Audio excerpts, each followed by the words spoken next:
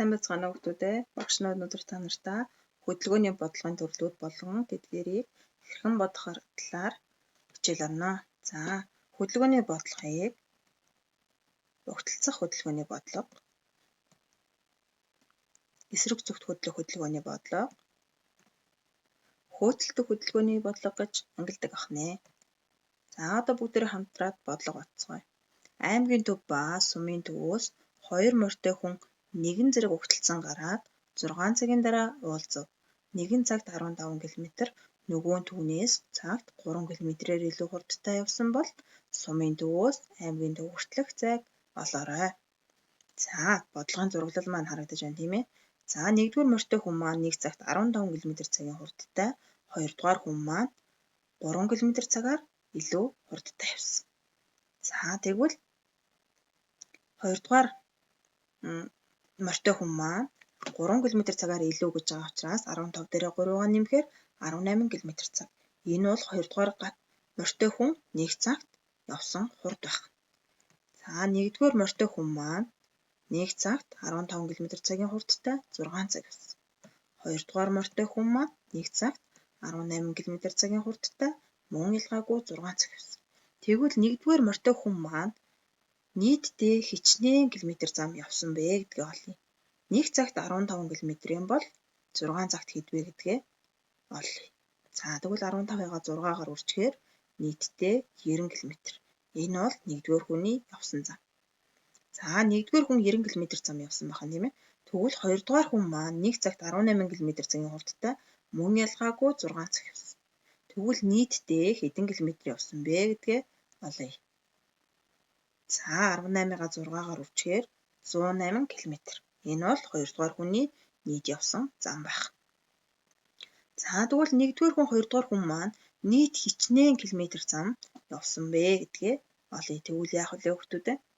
Зүйтэй хэр дээрээ 108-ыг нэмнэ. 1-р хүний явсан зам дээр 2-р хүний явсан замыг нэмэхээр нийтдээ 198 км. Энэ бол аймгаас сум хүртэлх зай. За, та нар анзаарсан уу хүмүүс?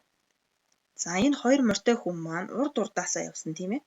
Тэгвэл энэ ямар бодлого вэ? Зүйтэй. Энэ бол угталцах хөдөлгөөний бодлого. Дараагийн бодлогыг харцгаая. 2 явган аялагч хоорондоо 45 км зайтай сумаас нэгэн зэрэг угталцан гараад 5 цагийн дараа уулзжээ. Нэг аялагч цагт 4 км/цаг явсан бол нөгөө аялагч цагт хэдэн километр явсан бэ?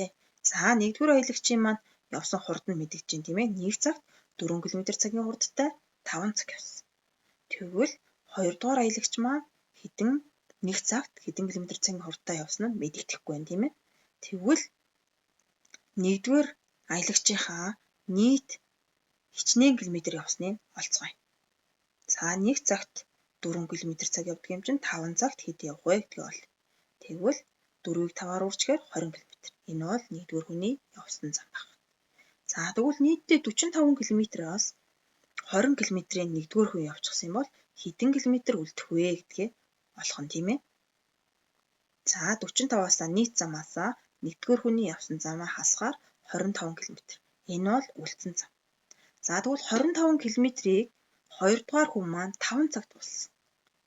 Тэгвэл 1 цагт хэдэн км/цагийн хурдтай явсан бэ гэдгээ олохын тулд 25-ыг 5 таваагаад өг. Тэгэхээр 5 км/цаг. Энэ бол 2-р хүний 1 цагт явсан хурд байх нэ. За, энэ ямар бодлого вэ хүмүүс? Зүйтэй муу ялгаагүй урд урдаасаа явж байгаа учраас энэ бол угталцах хөдөлгөөний бодлого юм байна. Дараагийн бодлогоо харцгаая. За, суудлын галт тэрэг сумын төвөөс нэгэн зэрэг эсрэг зүгт гарлаа. За, эсрэг зүгт гэхээр хоёр тишээ явж байна тийм ээ. За, нэгэн цагт 60 км, нөгөө нь цагт 65 км-ийн хурдтай 3 явсан бол 3 цагийн дараа тэдний хоорондох зайг олоорой. За, 1-р галт тэрэг маань цагт 60 км/цагийн хурдтай 3 цаг явсан. Тэгвэл 1-р галт тэрэг нийтдээ хичнээн километр явсан бэ? 3 цагт нийтдээ хичнээн километр явсан бэ гэдгээ олъё. За, ингэхлээр 60-ыг 3-аараа үржээд өгөх. 180 км. Энэ бол 1-р галтрагны явсан зам. За тэгвэл 2-р галтраг маань цагт 65 км/цагийн хурдтай муу ялгаагүй 3 цаг явсан. Тэгвэл нийт хэдэн километр явсан бэ гэдгээ олъё. 65-ыгаа 3-аар урвчих. Ингэхээр 195 км. Энэ бол 2-р галтрагны явсан нийт зам байна. За тэгвэл 2 галтраг маань нийт хичнээн километр холдсон бэ гэсэн тийм ээ. Тэгвэл 180 дээрээ 195-ыг нэмэхээр 375 км холдсон байх нэ. 3 цагийн дараа. За энэ саяын өгтөлцөх хөдөлгөөний бодлоготой ижилхэн байна уу, өөр байна уу? Зүйтэй өөр байна тийм ээ. Яагаад гэвэл өгтөлцөх хөдөлгөөний бодлого маань урд урдаасаа явж исэн бол холдох буюу эсрэг зүгт хөдлөх хөдөлгөөний бодлого маань хоёр тишээ явж байна.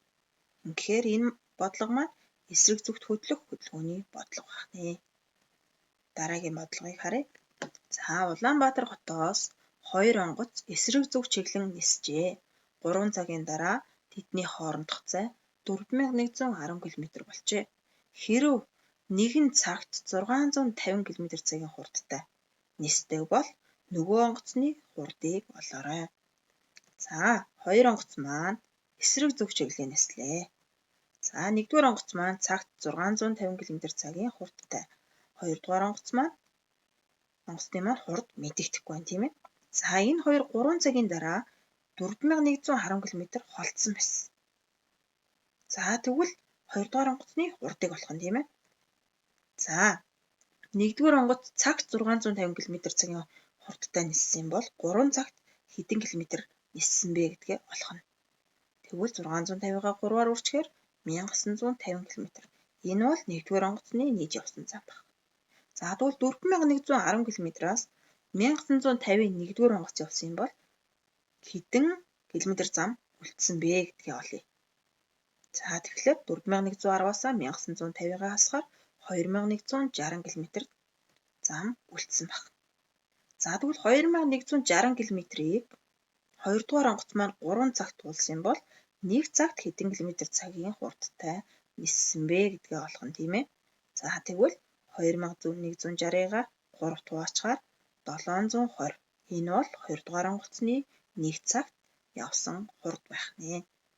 За энэ маань ямар бодлого вэ? Зүйтэй.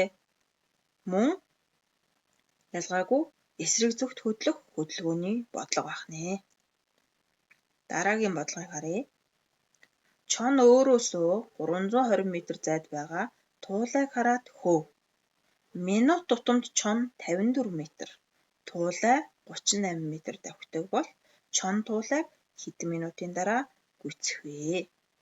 За 1 минутанд чон 54 м, туулай 38 м явж байна тийм үү? За тэгвэл энэ хоёрын маань хурдны зөрөө хэдэн метр вэ? За тэгэхээр чонын 1 минутанд явдаг замаас туулайныхаа 1 минутанд явдаг замыг хасгахаар нийтдээ 1 минутанд 16 метрээр чон маань явах вэ? Ойртоод байна гэсэн үг туулай. Тэгвэл нийтдээ 320 м зайд байгаа туулайг араас нь хөөсөн юм чинь хэдэн минутын дараа чон туулайг гүйцэх вэ? За тэгэхээр 320-го хурдныхаа зөрөөнд хуваагадаг. Ингэхээр 20 минутын дараа чон маань туулайг гүйцэх нэ. За хоорондох зайг хурдны зөрөөнд хуваахад гүйцэх хугацаа гардаг байх нэ. За энэ ямар бодлого вэ? Өгтөлцөх хөдөлгөөний бодлого уу? Эсвэл эсрэг зүгт хөдлөх хөдөлгөөний бодлого уу? За зүйтэй энэ бол аль нь ч биш. За ар араасаа хөөцөлдөж байгаа учраас энэ бол хөөцөлдөх хөдөлгөөний бодлого байх нэ. За чон туулайг гүйцэх хүртэл тэгвэл хэдэн метр зам явсан бол 1 минутанд л 54 м явдаг штэ чон. Тэгвэл нийтдээ 20 минутын дараа гүйцсэн гэхээр 54-гаа 20-оор үржиж. Ингэхээр 1080 минут. Энэ бол чон туулайг гүйцэх хүртэл явсан зам байх. За тэгвэл туулай хэдэн метр зам туулсан юм бэ? Чонд баригдах хүртлээр. За 1 минутанд 38 м явдаг юм чинь 38-ыг 20-оор үржихээр нийтдээ 760 м замыг туулай маань туулсан байх нэ. За дараагийн бодлого. Оюун сургууль руугаа 1 минутанд 25 метрийн хурдтай яв. Түүнээс 30 минутын дараа түүний дүү Болт 1 минутанд 35 метрийн хурдтай гэрээсээ мөн сургууль руугаа явлаа. Хэдэн минутын дараа оюуныг гүйцэхвэ? За эхлээд хурдныхаа зураг болно тийм ээ. Хоёр хүүхдийнхаа хурдны зураг болно. Тэгэхээр 35 метрээсээ 25 метрийн хасгаар 10 метр. Энэ бол 1 минутанд 10 метрээр дүү нь оюунд ойртоод байна гэсэн үг байна. За тэгвэл оюун 1 минутанд 25 метрийн хурдтай явж байгаа тийм үү?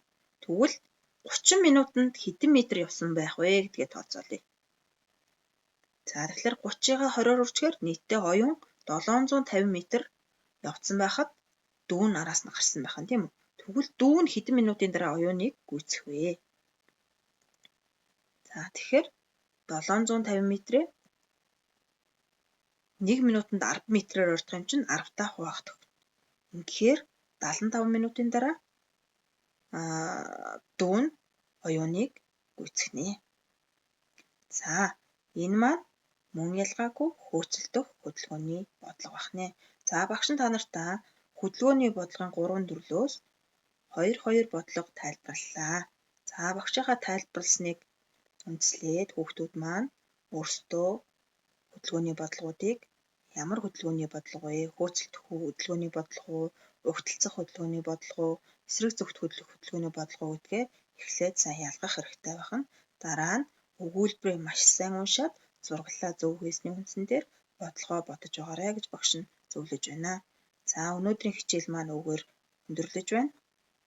Сэтгэдэг хүн бүтээдэг, бүтээдэг хүн хөгждөг бахнэ. Хүүхдүүддээ амжилт хүсье. Баярлалаа.